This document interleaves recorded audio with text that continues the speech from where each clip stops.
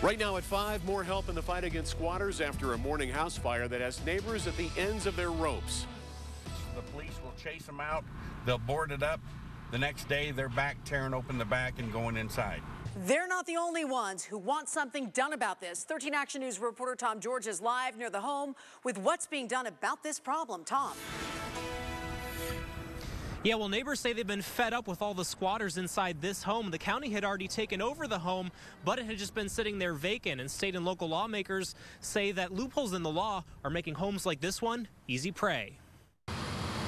It's become deja vu across the valley. Another fire, another case of possible squatters. Neighbors are fed up, and so is one county commissioner. Yeah, I'm frustrated with it. Commissioner Chris Giunciliani says it's become a big problem in the East Side district she represents. I think if somebody comes in, you should be able to prove out that you live in that home or have the ability to be renting from that home. She says she's seen some cases where squatters have even been able to get Nevada Energy to turn on power without any proof that they live there.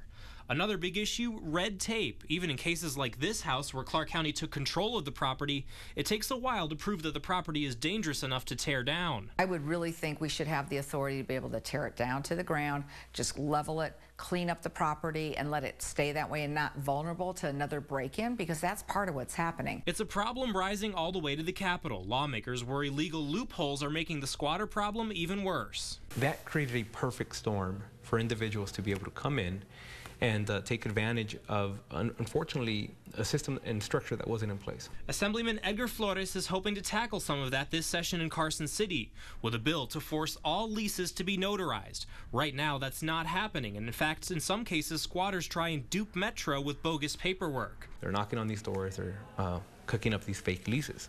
It's a change he hopes can finally help take back Valley neighborhoods. I think for the greater scheme of getting rid of these individuals, it's the right way to go. Now, legislative session starts in Carson City next month. In the meantime, the Clark County Commission says they're planning on looking through code history and code violations to see if there's anything they can do to speed up the process for dealing with homes like this one. Reporting live, Tom George, 13 Action News. And we know this is a valley-wide problem. We are all over it. So tell us about your struggle with squatters. Just send us an email to squatterspotters@ktnv.com.